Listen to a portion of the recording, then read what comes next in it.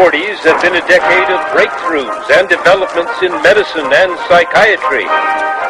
Scientists have developed a new technology to cure mentally ill adults. With the use of electroshocks, the minds of sick patients are being wiped clean, giving them a fresh start. On this blank slate, physicians then imprint a new, healthy personality.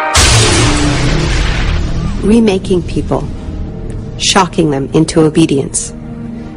This is a story about that powerful idea. In the 1950s, it caught the attention of the CIA. The agency funded a series of experiments.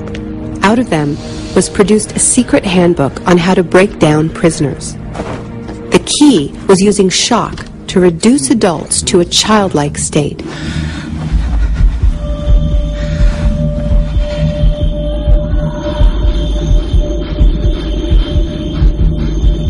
It's a fundamental hypothesis of this handbook that these techniques are in essence methods of inducing regression of the personality. There is an interval, which may be extremely brief, of suspended animation, a kind of psychological shock or paralysis. Experienced interrogators recognize this effect when it appears, and know that at this moment the source is far more open to suggestion, far likelier to comply than he was just before he experienced the shock.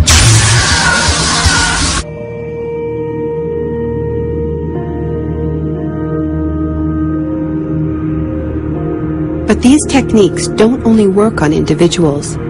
They can work on whole societies. A collective trauma, a war, a coup, a natural disaster, a terrorist attack puts us all into a state of shock.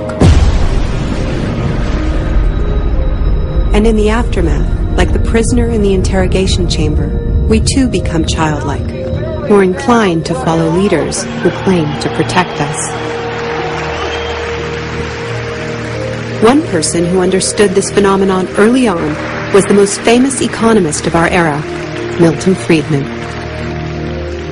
Friedman believed in a radical vision of society in which profit and the market drive every aspect of life, from schools to healthcare, even the army. He called for abolishing all trade protections, deregulating all prices, and eviscerating government services. These ideas have always been tremendously unpopular, and understandably so.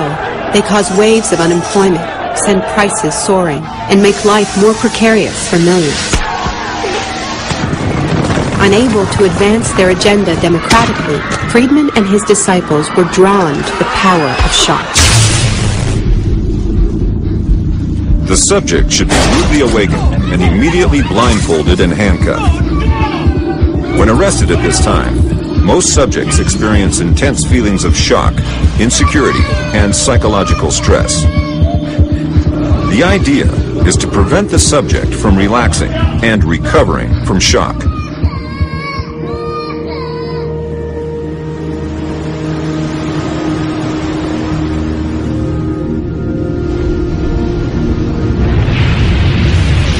Friedman understood that just as prisoners are softened up for interrogation by the shock of their capture, massive disasters could serve to soften us up for his radical free market crusade. He advised politicians that immediately after a crisis, they should push through all the painful policies at once before people could regain their footing. He called this method economic shock treatment. I call it the shock doctrine.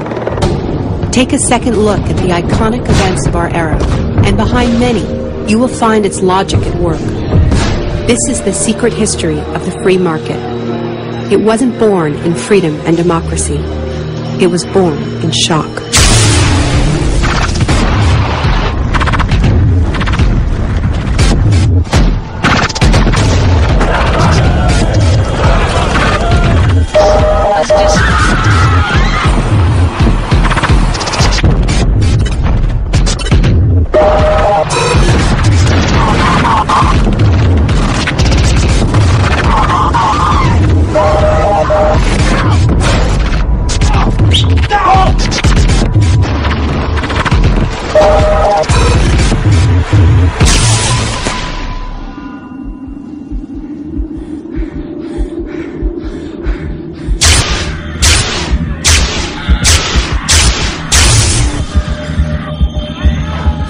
Isolation, both physical and psychological, must be maintained from the moment of apprehension.